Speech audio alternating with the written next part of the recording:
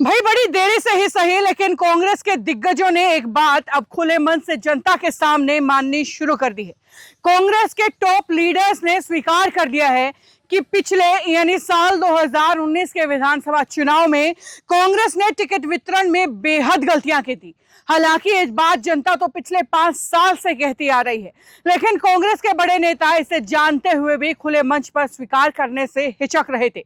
इसीलिए इस बार के लोकसभा चुनाव में कांग्रेस ने सर्वे के आधार पर प्रत्याशियों को मैदान में उतारा तो उसका रिजल्ट भी आया।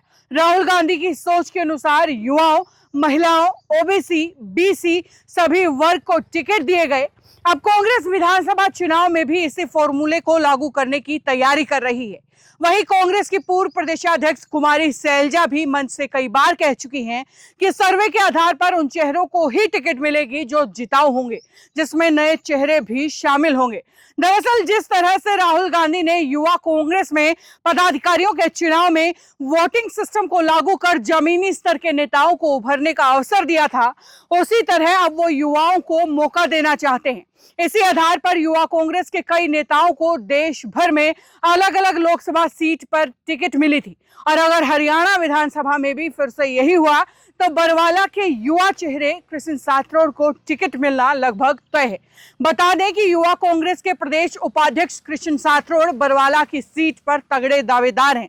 इनके दावेदारी को तगड़ा मानने की वजह है राहुल गांधी की युवा चेहरों को आगे लाने की सोच। दरअसल कृष्ण साथरोड साल 2021 में यूथ कांग्रेस के प्रदेशाध्यक्ष का चुनाव लड़ने के लिए यूथ कांग्रेस के राष्ट्रीय सचिव के पद से इस्तीफा देकर मैदान में आए थे।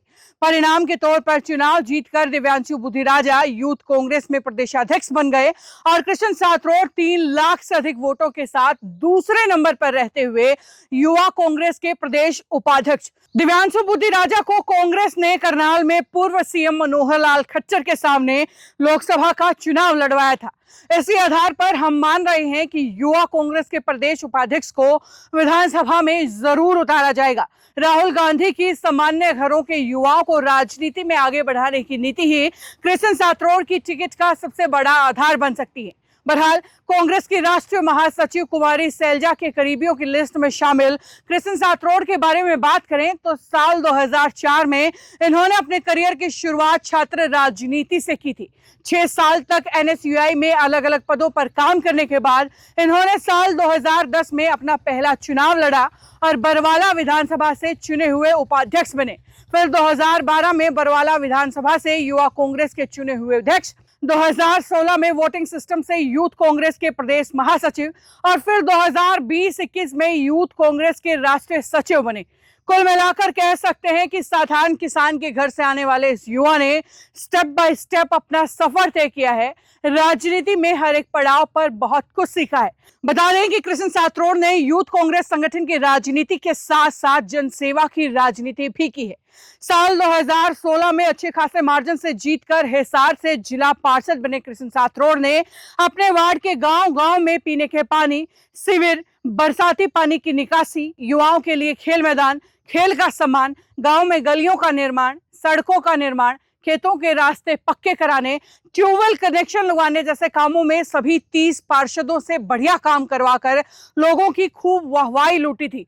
जीजेयू से MBA, MA political science, MA mass communication जैसी कई उपाधि लेकर सबसे अधिक पढ़े लिखे नेताओं की श्रेणी में आने वाले कृष्ण साथरोड पर पार्टी हाईकमान और पार्टी संगठन कितना भरोसा करता है, इस बात का अंदाजा यहीं से लगाया जा सकता है कि देश के कई राज्यों में उनकी अहम ड्यूटी लगाई जाती है।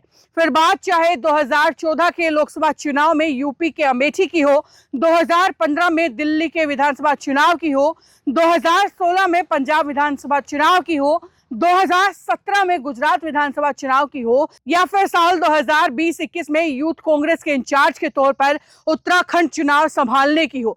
ऐसे में देखना यह है कि बरवाला में मजबूत पकड़ रखने वाले व बरवाला के जातीय समीकरणों में फिट बैठने वाले कृष्ण साथरोड को कांग्रेस के बड़े नेताओं से रसूख और उनके प्रति वफादारी कितनी आड़े आती है, क्योंकि आखिरी फैसला तो हाईकमान को ही लेना है। अगर कुमारी सैलजा रणदीप सिंह सुरजेवाला के आशीर्वाद से बरवाला की टिकट कृष्ण साथरोड को मिली तो वो जिताऊ उम्मीदवार साबित होंगे।